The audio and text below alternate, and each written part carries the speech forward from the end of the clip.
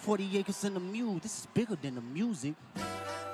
Everyone is reciting these lyrics, but do they even know what they mean? Well, sit back and take notes.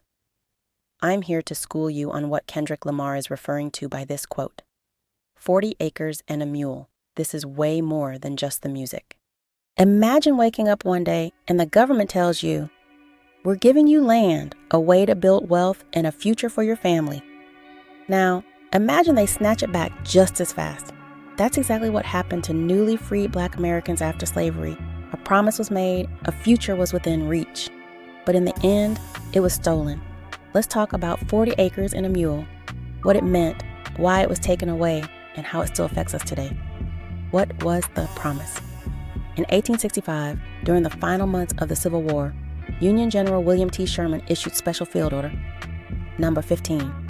This order set aside 400,000 acres of land along the coast of South Carolina, Georgia, and Florida, specifically for newly freed Black families. Each family was promised 40 acres of land, and in some cases, the military gave them mules left behind by the Confederate Army. For the first time, Black Americans could own land, build communities, and create wealth for future generations. It was a chance to start over, a chance to finally have something of their own. But that dream was short-lived. Why did African Americans expect it? For over 200 years, enslaved Black Americans built the economy of the South with their labor for free. So when slavery ended, many believed reparations were due. Land ownership meant survival.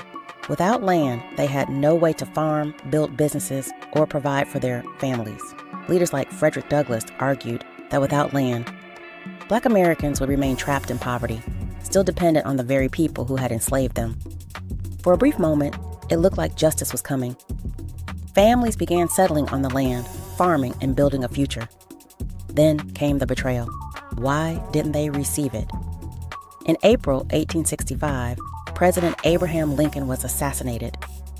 His successor, Andrew Johnson, had very different ideas about race and power. Johnson, a Southern sympathizer, immediately reversed Sherman's order. The land that had been given to free Black families, he gave it back to white plantation owners, the same people who had enslaved them. Black families who had already begun farming and building homes were forced off the land. Instead of owning their own property, most were forced into sharecropping, a system where they had to rent land from white owners. But the system was rigged. They worked the land, but they never got ahead. It was slavery by another name. The long-term impact? This betrayal wasn't just about land, it was about wealth and power. Land ownership meant generational wealth. White landowners were able to pass their wealth down, while Black families were stuck in cycles of poverty and debt. Without land, Black Americans had little economic power. That led to segregation, discrimination in housing, and ongoing economic struggles that lasted for generations. Just imagine, if those 40 acres had been honored, Black families could have built thriving communities, farms, and businesses, just like white Americans did. But they never got that chance. Why this matters today.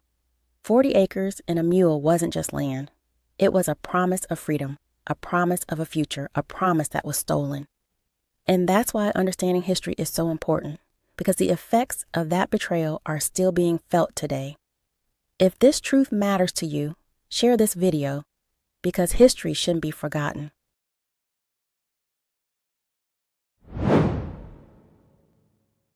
I'm gonna get it on the floor.